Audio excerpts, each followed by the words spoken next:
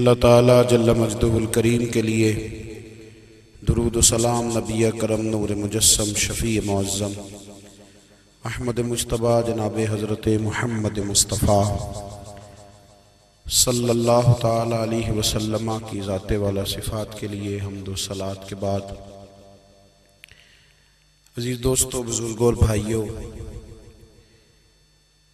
انسان کھائے پیے سوئے جاگے تو اس کے جسم کی ضروریات پوری ہوتی ہیں،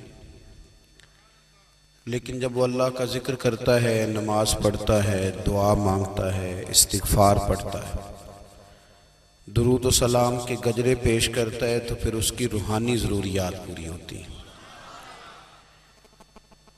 آج جس زمانے میں ہم وقت گزار رہے ہیں، لوگوں کی جسمانی ضروریات پوری کرنے کے لیے، غذائی ضروریات پوری کرنے کے لیے بہت سارے بندوبست کیے جا رہے ہیں،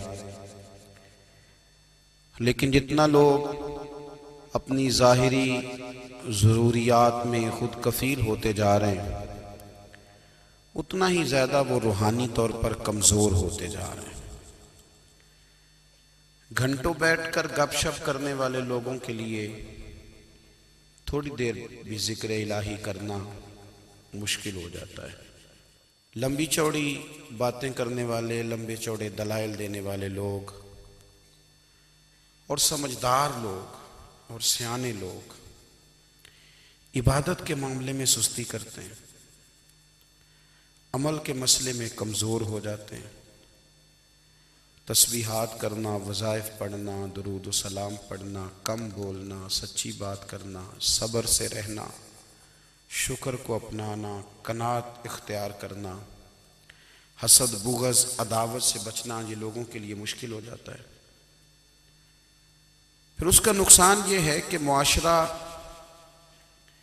ایک عجیب سی بے سکونی اور بے قراری کا شکار ہے۔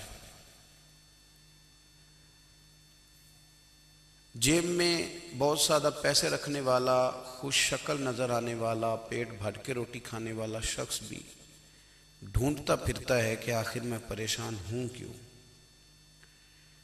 آپ انسانیت کی تاریخ پڑھیں گے تو آپ کو معلوم ہوگا کہ انسان نے کبھی پتھر کی پوجا کی، کبھی معاذ اللہ چاند سورج کی، درختوں کی، بتوں کی پوجا کی۔ معاذ اللہ یہ غلط ڈائریکشن پہ تو چڑھ گیا، لیکن ایسا نہیں ہے کہ کوئی بندہ دنیا میں آیا ہو اور کسی کی اس نے عبادت نہ کی ہو۔ اس لیے کہ اللہ تبارک و تعالیٰ نے جس طرح ہمارے جسم میں کھانے کی طلب رکھی ہے، پینے کی طلب رکھی ہے، سونے کی طلب رکھی ہے، اسی طرح اللہ تعالیٰ نے عبادت کے لیے طلب رکھی ہے جسم میں۔ یہ تو ہوا کہ انسان گمراہ ہو گیا، غلط رستوں پہ چل نکلا، اس نے جھوٹے معبودوں کی طرف معاذ اللہ توجہ کر لی، لیکن وہ کسی نہ کسی کے سامنے جھکتا رہا، چونکہ اس کے وجود میں طلب تھی، شوق تھا اسے کہ وہ عبادت کرے۔ اللہ تبارک و تعالی جب مسلمان کو توفیق دے اور اللہ کی بارگاہ کی جانب وہ رجوع کرے، تو پھر اس کا رویہ یہ ہونا چاہیے کہ اس کی توجہ ہو اللہ کی جانب۔ ہمارے ہاں تسبیحات پڑھ لی جاتی ہیں اگر کبھی موقع ملے، لیکن وہ خاص انہماک، وہ خاص شوق، وہ خاص ذوق اللہ تبارک و تعالیٰ کی عبادت کا، ایک ہوتا ہے نماز پڑھنا، ایک ہوتا ہے اہتمام کے ساتھ نماز پڑھنا، یعنی ذرا وقت پہ اٹھنا، ذرا صحیح کر کے وضو کرنا، ذرا شوق سے مصلی بچھانا۔ ایک ہوتا ہے تسبیح پڑھ لینا، اور ایک ہوتا ہے ذرا تھوڑا سا نا شوق کے ساتھ اللہ کو یاد کرنا۔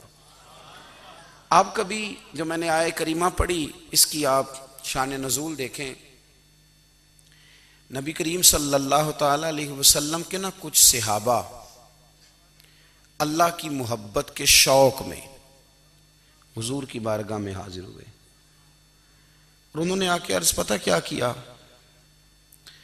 عرض کرنے لگے، یا رسول اللہ صلی اللہ تعالی علیہ وسلم سالوں بیت گئے ہیں سجدے کرتے ہوئے، حضور سالوں بیت گئے ہیں تسبیح پڑھتے ہوئے، سالوں بیت گئے کہتے ہوئے کہ سبحان اللہ وہ پاک ہے، ہمیں سالوں بیت گئے یہ کہتے ہوئے کہ اللہ اکبر وہی سب سے بڑا ہے، سالوں بیت گئے کہتے ہوئے کہ الحمدللہ ساری تعریفیں اللہ کے لیے، سالوں بیت گئے اس کی تسبیح کرتے، تحلیل کرتے، تکبیر کہتے۔ حضور اب نہ ہمارا اپنے رب سے ملنے کو جی چاہتا ہے، کبھی اے حقیقت منتظر نظر آ نہ لباس مجاز میں، لاکھوں سجدے تڑپ رہے ہیں میری جبین نیاز میں۔ اور اقبال کہنے لگے کہ تیرے عشق کی انتہا چاہتا ہوں، تو میری سادگی دیکھ کیا چاہتا ہوں، میرا ذرا سا تو دل ہے مگر شوق اتنا، میں وہی لن ترانی سنا چاہتا ہوں۔ میرا بھی دل کرتا ہے کہ اللہ میں تجھے کہوں میں تجھے دیکھنا چاہتا ہوں، جس طرح حضرت موسیٰ کلیم علیہ السلام نے کہا تھا، اور تو مجھے کہے کہ لن ترانی تو نہیں دیکھ سکتا، ذرا سا تو دل ہے مگر شوق اتنا، میں بھی وہی لن ترانی سنا چاہتا ہوں۔ پھر کہنے لگے بھری بزم میں راز کی بات کہہ دی، بڑا بے ادب ہوں سزا چاہتا ہوں۔ دیکھو سب لوگوں کے بیچ ہی میں نے یہ کہہ دیا۔ میرے عزیز صحابہ نا شوق میں، کتنے سارے لوگ ہیں آپ، کتنی ماشاءاللہ بڑی تعداد میں آپ آئیں، ہم بھی کبھی اس شوق میں گئے ہیں کہ ہمارے رب کو دیکھنے کو دل چاہتا ہے، ہمارا جی چاہے وہ کبھی ہمیں ملے، ہم کبھی اس کی زیارت کریں، اس کی بارگاہ کرم میں ہم حاضر ہوں۔ صحابہ نے عرض کیا یا رسول اللہ صلی اللہ تعالی وسلم ہمارا رب کہاں ہے؟ ہمارا نا اپنے رب کو دیکھنے کو جی چاہتا ہے۔ جب صحابہ نے یہ عرض کیا تو اللہ نے قرآن مجید نازل کیا، فرمایا وَإِذَا سَأَلَكَ عِبَادِي أَنِّي فَإِنِّي قَرِيبٌ، محبوب جب میرے بندے آپ کی بارگاہ میں آ کے میرے بارے میں پوچھیں نا تو ان سے کہہ دینا میں ان کے قریب ہی ہوں، قریب ہی ہوں۔ دلیل کیا ہے؟ بھائی اذا دان، یہ جب بھی مجھ سے دعا مانگیں گے میں ان کی دعاؤں کو قبول فرماؤں گا، میں ان کے قریب ہوں، میں ان کے قریب ہوں، یہ جب بھی دعا مانگیں گے نا میں قبول کروں گا، میں ان کے قریب ہوں۔ اللہ تبارک و تعالیٰ کے بندے اللہ سے محبت کرتے، رب کی بارگاہ میں جھکتے، اس کو اپنے دکھ سناتے، اس کے پیارے محبوب صلی اللہ تعالیٰ علیہ وسلم کا وسیلہ لے کے اس کے حضور حاضر ہو جاتے، پیشانیاں سجدوں سے روشن ہوتی۔ ہم نا ہر چیز کے لیے وقت نکالتے ہیں، ہر چیز کے لیے، لیکن عبادت کے لیے وقت نہیں نکالتے۔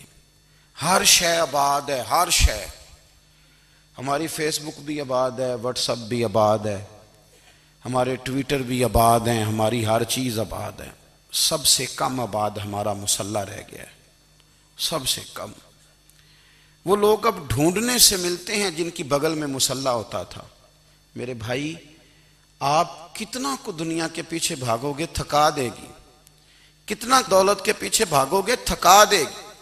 آپ جب اپنی زندگی میں جمع تفریق کرو گے نا تو مرتے وقت احساس ہوگا کہ سارا کچھ تو لوگوں کے لیے کیا، اپنے لیے تو کر ہی کچھ نہیں سکے۔ اور ہم عبادت کے معاملے میں بہانے بازی بھی کرتے ہیں، ہم کہتے ہیں اوہو رزق کمانا بھی تو عبادت ہی ہے نا، تو میں حلال روزی کے لیے جا رہا ہوں یہ بھی تو عبادت ہے نا۔ میری طرح کے لوگ کہہ دیتے ہیں کہ میں سویرے اٹھ کے مدرسے میں کچھ اسباق دیکھتا ہوں تو یہ بھی تو عبادت ہے، میں بیان کرنے کے لیے مطالعہ کرتا ہوں تو یہ بھی تو عبادت ہے نا، اتنے لمبے سفر کر کے ملک میں دنیا میں گھومتا ہوں تو یہ بھی تو میں عبادت ہی کر رہا ہوں۔ اب اسپیشل نفلوں کے لیے وقت کس طرح نکلے، اسپیشل کر کے تسبیح میں کیسے چلاؤں، میں سارا کچھ ہم بہانے بنا لیتے ہیں نا۔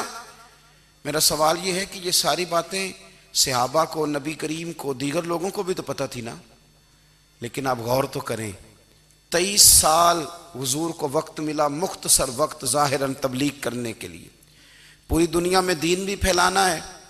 گھر میں 11 ازواج ہیں، 4 بیٹیاں ہیں، ان کی اولادیں، سارے کام کاج بھی دیکھنے ہیں، لیکن سیدہ طیبہ طاہرہ حضرت عائشہ صدیقہ رضی اللہ تعالیٰ عنہ فرماتی ہیں سارا دن تبلیغ کرتے، ہر غلام کے دکھ سنتے، گھر میں آتے تو اپنے گھر والوں کا خیال کرتے، کام میں ہمارا ہاتھ بٹاتے۔ قربان جاؤں، کہتی ہیں زمانہ سارا سو جاتا لیکن آمنہ کے لال مصلی بچھا لیتے۔ دنیا سو گئی ساری، سب سو گئے، جو خدام تھے، وہ جو غلام تھے، وہ سو گئے۔ صحیح مسلم میں لفظ ملیں گے، سیدہ پاک فرماتی ہیں او میرے نبی کے غلاموں، میں نے یہ رنگ بھی دیکھا ہے کہ حضور نے اتنا کھڑے رہے، اتنا قیام کیا، اتنا قیام کیا کہ مقدس پیروں میں ورم آ گئے، سوج گئے پیر، اتنے بڑے۔ دل پہ ہاتھ رکھ کے نہیں بتا سکتا کہ میرے کبھی نماز میں پیر سوج گئے ہوں، کوئی نہیں بتا سکتا۔ بچوں کی روٹی کماتے تھک گئے بات الگ ہے، ہم سیر کرنے گئے تو تھک گئے بات الگ ہے، لیکن عبادت میں یہ بھی تو مسلم شریف ہے نا، یہ بھی تو دین ہے نا، یہ بھی تو حضور کی سنت ہے، یہ بھی تو وہ چیز ہے جو کریم کی آنکھوں کی ٹھنڈک ہے۔ سیدہ فرماتی ہیں پیروں میں ورم آ گئے، اور ساری رات ہی حضور نے نماز پڑھی اور ایک ہی آیت بار بار دہرائی۔ مسجد نبوی میں بلال حبشی نے فجر کی اذان دے دی اور حضور ابھی مصلی پہ تھے، کریم فارغ ہوئے۔ میں نے عرض کی یا رسول اللہ صلی اللہ علیہ وسلم، آپ کے تو صدقے اللہ اگلے پچھلوں کے گناہ معاف کرے گا، تو آپ اتنی آہوزاری کیوں فرماتے ہیں؟ آپ تو شفیع ہیں، آپ تو انبیاء کے امام ہیں۔ تو حضور نے فرمایا عائشہ تم نے گنوایا ہے نا میرے اللہ کی مجھ پر کتنی رحمت ہے، افلا اکون عبدا شکورا، فرمایا اگر اس نے اتنی نعمتیں دی ہیں تو کیا میں اس کا شکر گزار بندہ نہ بنوں؟ میں شکر گزار بندہ نہ بنوں اس کا؟ پھر اگر اتنی نعمتیں اس نے دی ہیں، مجھے اتنا نوازا ہے، تو پھر میں اس کے سامنے سجدے نہ کروں؟ او میرے بھائی، بڑے قابل فخر لوگ ہیں ہم کہ ہم نبی پاک کے غلام ہیں، ہم قابل فخر ہیں کہ نبی کریم کے غلام ہیں۔ کیا کبھی اس غلامی کے شکرانے میں بھی دو نفل پڑھے کہ یا اللہ تیرا شکر ہے تو نے ہمیں حضور کا غلام بنایا ہے؟ یاد رکھیں کہ اپنی روحانی زندگی کو آباد کریں، استغفار پڑھیں، تسبیحات کریں۔ حضرت عبداللہ ابن عمر رضی اللہ تعالیٰ عنہ حضرت عمر کے صاحبزادے، مکہ مکرمہ میں ان کی قبر ہے۔ میں نے جب انہیں پڑھا تو مجھے ان سے بڑا پیار ہو گیا، لیکن آپ کو پتہ ہے وہاں جا کے کسی شخص کا مزار تلاش کرنا یا پوچھنا ایک مشکل کام ہوتا ہے۔ تو ایک دفعہ میں مکہ شریف میں حاضر تھا، تو ایک گاڑی والا ڈرائیور مجھے کہنے لگا کہ مولانا میں آپ کو جانتا ہوں، مجھے آپ سے محبت ہے، ایک بات بتاؤں آپ کو؟ میں نے کہا بتاؤ۔ کہنے لگے حضرت عبداللہ ابن عمر کی قبر دیکھنی ہے۔ میں نے کہا یہ تو نہیں کہہ رہا، یہ کسی نے بندوبست کرایا ہے، یہ اللہ نے تیرے دل میں بات ڈالی ہے، یہ ہو گیا تو لے چل مجھے۔ حضرت عبداللہ ابن عمر کو نبی پاک نے فرمایا تھا راجل صالح، یہ نیک بندہ ہے، یہ متقی آدمی۔ حضرت عبداللہ ابن عمر رضی اللہ تعالیٰ عنہ سیدنا فاروق اعظم رضی اللہ تعالیٰ عنہ کے صاحبزادے ہیں، اور ان کی ہمشیرہ سیدہ حفصہ رضی اللہ تعالیٰ عنہ حضور کی زوجہ محترمہ ہیں۔ ایک دن اپنی ہمشیرہ سے کہنے لگے کہ نبی کریم صلی اللہ تعالیٰ علیہ وسلم گھر میں آئے نا، اور اگر حضور غم امت میں پریشان نہ ہوں، طبیعت کو حشاش بشاش دیکھو، تو ذرا پوچھنا تو صحیح حضور کا میرے بارے میں کیا خیال ہے، پوچھنا تو صحیح کہ کریم کی بارگاہ میں میرا کیا مقام ہے، میرے بارے میں حضور کیا فرماتے ہیں۔ اب بہن کو کام بتائے، اور بتائے بھی بھائی، اور پھر بہن وہ کام نہ کرے، یہ تاریخ میں ہوتا نہیں۔ حضرت عمر فاروق رضی اللہ تعالیٰ عنہ کی صاحبزادی ام المومنین رضی اللہ تعالیٰ عنہ فرماتی ہیں کہ میں تو بس منتظر تھی، انہوں نے تو کہا تھا نا کہ اگر تم حشاش بشاش دیکھو تو بات کرنا، لیکن حضور تشریف لائے، میری باری تھی، میرے گھر تشریف لائے، کھانا پیش کیا تو فوراً میں نے عرض کی حضور ایک بات پوچھنی تھی۔ تو حضور نے فرمایا پوچھئے۔ میں نے عرض کی حضور میرے بھائی عبداللہ ابن عمر کے بارے میں آپ کا کیا خیال ہے؟ نوجوانوں میری بات پہ غور کرنا، میرے بھائی کے بارے میں آپ کا کیا خیال ہے؟ تو نبی کریم صلی اللہ تعالیٰ علیہ وآلہ وسلم نے میری طرف دیکھا، اور پھر حضور زیر لب تھوڑا مسکرائے، اور بریلی کے امام کہتے ہیں کہ حضور مسکرا دیتے تھے نا تو جو بڑا دکھی ہوتا تھا وہ بھی ہنس پڑتا تھا۔ اب سوال پیدا ہوتا تھا کہ پھر تو اس مسکراہٹ کے لیے انتظار کرنا پڑتا ہوگا کئی کئی مہینے کہ حضور مسکرائیں تو رونے والے ہنسیں، تو اعلیٰ حضرت فرماتے ہیں نہیں، انتظار نہیں کرنا پڑتا، یہ مسکراتے رہنا تو حضور کی عادت ہے۔ جس کی تسکین سے روتے ہوئے ہنس پڑے اس تبسم کی عادت پہ لاکھوں سلام۔ یعنی یہ تو عادت ہے حضور کی مسکراتے رہنا، اس کے لیے انتظار نہیں کرنا پڑتا۔ بھائیو آپ خیال رکھیں گے، غور کریں گے، حضرت عبداللہ ابن عمر رضی اللہ تعالیٰ عنہ کے بارے میں پوچھا تو سیدہ فرماتی ہیں کہ نبی کریم صلی اللہ تعالیٰ علیہ وسلم نہ زیر لب مسکرائے اور فرمایا حفصہ تیرا بھائی ہے تو اچھا، لیکن میں نے سنا ہے کہ عشاء کی نماز پڑھتا ہے تو فجر تک سویا ہی رہتا ہے۔ او نوجوانوں، 10 بجے تک سونے کی بات نہیں ہوئی، 9 بجے تک سونے کی بات نہیں ہوئی، 11 بجے اٹھنے کی بات نہیں۔ حضور فرمانے لگے میں نے سنا ہے کہ عشاء کی نماز پڑھ کے سو جاتا ہے اور فجر تک سویا ہی رہتا ہے، اسے چاہیے کہ تہجد کے وقت اٹھا کرے، اللہ کی بارگاہ میں حاضر ہوا کرے، آہوزاری کرے، سجدے کرے، عبادت کرے۔ اٹھتا ہے اور فجر میں جا کے اٹھتا ہے۔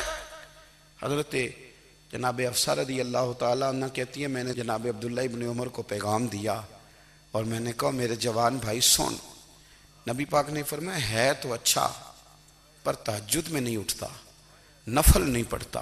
او میری ملت کے جوانوں، مزہ نہیں آ جاتا جب ساری دنیا سوئی ہو، ساری دنیا، اور بستر بھی گرم ہو اور نیند بھی پورا غلبہ کر رہی ہو، اور اچانک گھنٹی بجے دماغ میں، آنکھ کھلے، گھڑی پہ نظر پڑے، 3:30 4 بجے کا پیغام گھڑی بتائے، اور کوئی چڑھتی جوانی والا اٹھ کے وضو کرے، اور جب وہ مصلی کھول کے بچھائے تو مدینے والے محبوب کہتے ہیں کہ ہر نماز پہ رب ثواب دیتا ہے، اور جو اٹھ کے تہجد کی نماز پڑھے اسے دیکھ کے تو رب مسکراتا ہے، جو اس کی شان کے لائق ہے، جو اس کی شان کے لائق، وہ مسکراتا ہے، خوش ہوتا ہے کہ میرا بندہ تہجد میں اٹھ گیا، وہ مسکراتا ہے۔ کاش ہماری صبحیں کبھی اپنے مالک کے نام ہو جائیں، کاش کے صبحیں۔ حضرت ابو الحسن رحمۃ اللہ تعالیٰ علیہ حضرت معاذ ابن جبل رضی اللہ تعالیٰ عنہ کے پاس بیٹھا کرتے تھے، فرماتے ہیں ان سے جو پیار بڑھا تو پھر میرا مصلی سے بھی بڑھ گیا۔ تابعی ہیں، فرماتے ہیں صحابی رسول سے محبت ہوئی تو ذکر سے بھی ہو گئی، پھر درود شریف سے بھی ہو گئی، محبت ان سے بڑھی تو پھر اللہ نے مسجد کا پیار بھی بڑھا دیا۔ آپ فرماتے ہیں کہ میری ہر وقت طبیعت چاہتی تھی کہ بس اللہ اللہ کروں، بس اللہ اللہ کروں، بس نہ میں ذرا تھوڑی جان چھڑاؤں لوگوں سے، کوئی 10 منٹ ملے تو میں کچھ 4 نفل پڑھ لوں، میں تھوڑا سا نہ بچوں لوگوں سے، اور مجھے تسبیح ملے تو میں نہ کچھ 400-500 دفعہ استغفار پڑھوں، سبحان اللہ، الحمدللہ، اللہ اکبر، لا حول ولا قوت الا باللہ، میں نہ تسبیحات پڑھوں۔ فرماتے ہیں کہ بچے تھے گھر میں 6-7، غربت تھی، کام ملتا کوئی نہیں تھا، اور میں کام چور نہیں تھا، کام ڈھونڈتا تھا، پر اللہ کی قدرت کے کام نہیں ملتا تھا۔ فرماتے ہیں کہ میں نے ایک دن اپنی اہلیہ سے کہا کہ آج میں پھر جاتا ہوں کام ڈھونڈنے، تو میری بیوی بڑی فرما بردار تھی، پر اس دن نہ غربت کے ہاتھوں تنگ آ کے کہنے لگی آج نانا کوئی تو چیز لے کے آیا، تو مجھ سے بچوں کی بھوک نہیں دیکھی جاتی، یہ سب روگاں دا روگ محمد جس دا نام غریبی، کنڈ بلا کے لنگ جاندے نہیں دوست یار قریبی، تو آج نہ کچھ لے کے آیا تو میں بچے لے کے چلی جاؤں گی۔ شیخ فرماتے ہیں کہ میں بڑا پریشان گھر سے نکلا، پر میں نے صبح سے لے کے زور تک کام ڈھونڈا، کام ملا کوئی نہیں، تو میرے دل میں خیال آیا چلو کام نہیں ملتا تو اللہ اللہ تو کرے نا، چلو بندوں کی مزدوری نہیں ملتی تو رب کریم کی عبادت ہی کرتے ہیں۔ فرماتے ہیں کہ میں نے نا فرات کے پانی سے وضو کیا، نہر کے، شدید دھوپ تھی، ساتھ ریت تھی اور ریت تپ رہی تھی، میں نے اپنا رومال وہیں مصلی کے طور پر بچھا لیا، اور فرماتے ہیں کہ زور سے لے کر عصر تک نماز پڑھی، دھوپ بھی پورے زور پہ، پر میرے سجدے کا ذوق بھی پورے زور پہ۔ فرماتے ہیں سورج بھی چمک رہا ہے اور رب کی عبادت کا ذوق بھی پورے زور پہ، میں سجدہ کروں تو پھر میرا اٹھانے کو جی نہ چاہے، میرے استاد لکھا کرتے تھے، یہ ان کا شعر ہے، وہ کہا کرتے تھے مجھے سوز دے، مجھے ساز دے، اور مجھے نیم شب کا نیاز دے، دم سجدہ خود کو میں توڑ دوں، مجھے ایسا ذوق نماز دے، اور میں تیری بہار کا پھول ہوں، میں کھلا بھی ہوں تو تیرے لیے، مجھے میری شاخ سے توڑ لے، مجھے اپنی زلف کا ناز دے۔ بھائی فرماتے ہیں کہ عصر تک میں نے نفل پڑھے، دل ڈھلنے لگا، عصر کی نماز پڑھی اور میں وہاں سے چلا۔ اب میں جب نکلنے لگا تو دل میں خیال آیا کہ چھوٹی چھوٹی دیواریں ہیں گھر کی، بغیر کچھ لیے جاؤں گا تو بیوی دور سے دیکھے گی تو شور کرے گی کہ پھر خالی ہاتھ آ گیا ہے۔ کہتے میں نے اپنے اسی رومال میں جس پہ میں نے نماز پڑھی تھی نا، رومال میں کی آخی دے پنجابی جسافہ کہتے ہیں، اسی میں نا میں نے کچھ ریت بھر لی کہ وہ دور سے دیکھے گی تو سمجھے گی کچھ لے کے آیا ہے، چلو جا کے اسے بتا دوں گا کہ آج پھر مزدوری نہیں ملی۔ کہتے ہیں وہ ریت لے کر جب میں گھر میں گیا تو پہلے بیوی دروازے پہ کھڑی ہوتی تھی، پوچھتی تھی خالی ہاتھ آ گئے ہو؟ آج میں نے دیکھا تو ہے ہی کوئی نہیں۔ فرماتے ہیں میں اندر داخل ہوا، سلام لیے، کونے میں میں نے وہ رومال رکھ دیا اور میں نے آواز دی کہ بھلی مانس کہاں ہو؟ تو وہ کہنے لگی آپ منہ ہاتھ دھو لیں، میں روٹی لے کے آئی۔ میں نے کہا روٹی کہاں سے آ گئی؟ یہاں تو کئی دنوں کے فاقے، تو کئی دنوں کی غربت ہے، یہاں تو اس گھر میں تو فقیری ہے۔ فرماتے ہیں کہ وہ روٹی لے کے آئی اور اس وقت کی جو موجودہ نعمتیں تھیں، سمجھ لیں سلاد، اچار، ہر چیز ساتھ لائی۔ میں نے کہا کہ بچے کہاں گئے؟ کہنے لگی وہ کھانا کھا کے کھیلنے گئے، آپ کھانا کھا لیں آ جاتے۔ کھانا اس نے چن دیا۔ میں نے حیرت انگیز لہجے میں ساری نعمتیں اپنے دسترخوان پہ دیکھ کر کے بیوی سے پوچھا یہ کہاں سے آیا کھانا؟ بچوں کو تو نے کہاں سے کھانا کھلایا؟ یہ سارا کچھ کیسا ہے؟ تو کہنے لگی پتہ نہیں آج آپ کس کریم کی مزدوری کرنے چلے گئے تھے، پتہ نہیں کس کریم کی، میرے گھر میں تو اتنی نعمتیں آئی ہیں کہ مجھ سے سنبھالی نہیں جا رہی، اتنا اناج ہے، اتنا گندم ہے، کس کریم کے دروازے آج چلے گئے تھے؟ یہ کہتے کہتے وہ اٹھی اور اٹھ کر کے کہنے لگی پہلے بڑا کچھ آیا تھا، اب کیا لے آئے ہو؟ اور جا کر کے نا اس نے وہ ریت والا رومال کھولا، کہنے لگے میں تو لے کے آیا تھا ریت، تو میرے رب نے اسے بھی سونے اور ہیرے بنا دیا تھا۔ جب آپ کی توجہ اللہ کی جانب، میرے نبی پاک صلی اللہ تعالی علیہ وسلم نے فرمایا ہر چیز اپنے رب سے مانگ، ہر چیز مانگ، ہر چیز مانگ۔ یا رسول اللہ کیا کچھ؟ میرے محبوب نے فرمایا تیرے گھر میں نمک بھی ختم ہو جائے تو وہ بھی اپنے رب سے مانگا کر، تو مانگنا وہ تجھے دے گا، تو اس کی بارگاہ میں کشکول طلب دراز تو کرنا۔ اور ترمذی شریف میں عجیب لفظ ہیں، رسول کائنات نے فرمایا، رب کریم فرماتا ہے جب میرا بندہ ہاتھ اٹھاتا ہے نا تو مجھے حیا آتی ہے کہ میں خالی کیسے لوٹا دوں اس کے، اتنے بڑے بادشاہ کی بارگاہ میں۔ او بھائی لوگوں سے عزتیں تلاش کرتے ہو تو وہ کیا تمہیں عزت دیں گے؟ وہ تو کل اچھا کہتے ہیں پرسوں برا کہنے لگ جاتے ہیں۔ لوگوں کے سامنے گڈ بک میں آنا چاہو گے تو وہ تو سویرے تمہارے بارے میں کچھ کہیں گے، شام کچھ اور کہیں گے۔ اپنی روحانی زندگی آباد کریں، اپنے مسلح کو وقت دیں، اور دنیا سے چھپ کر اس موبائل کو بند کر کے اور اپنے آپ سے بھی چھپ کے اور تنہا ہو کے چھپا کے سارا کچھ اپنے آنسو اپنے رب کی بارگاہ میں پیش کریں، اس کے حضور حاضری دیں۔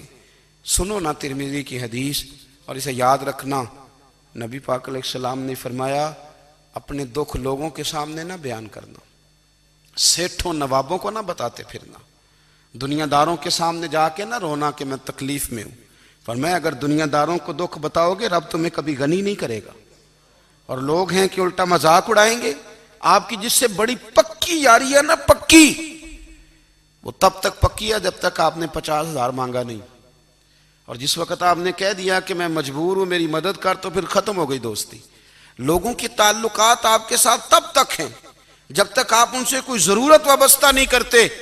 کریم محبوب فرمانے لگے بندوں کے سامنے دکھ نہ بیان کرنا، اللہ تجھے کبھی غنی نہیں کرے گا، تو اپنے دکھ اپنے رب کو بتا، تو دعائیں مانگ، تو اس کی بارگاہ میں حاضر ہو، تو اس کے حضور عرض کر۔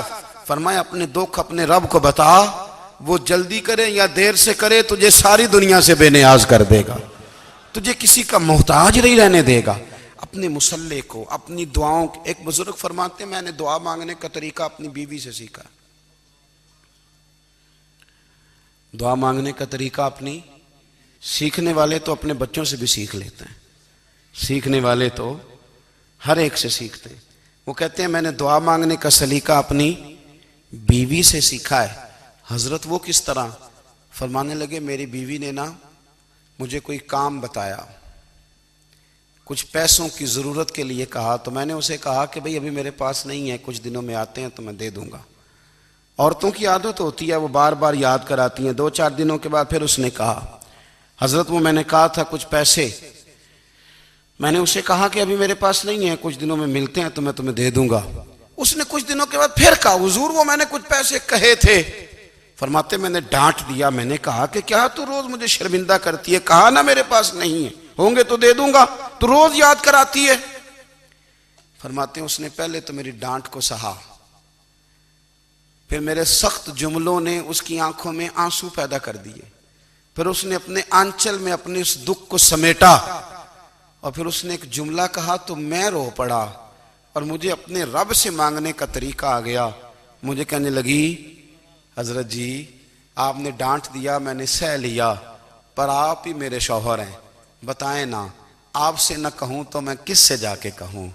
فرماتے ہیں میں رو پڑا، اور میں کھل کے رویا، اور میں تڑپ کے رویا، اور پھر میری سسکیاں بند گئیں. تو مجھے کہنے لگی آپ کو کیا ہوا؟ میں نے کہا مجھے بھی دعا مانگنی آ گئی ہے. جب میں اسے کہوں گا نا اللہ تو ہی میرا رب ہے، میں تجھ سے نہ کہوں تو میں کس سے جا کے کہوں؟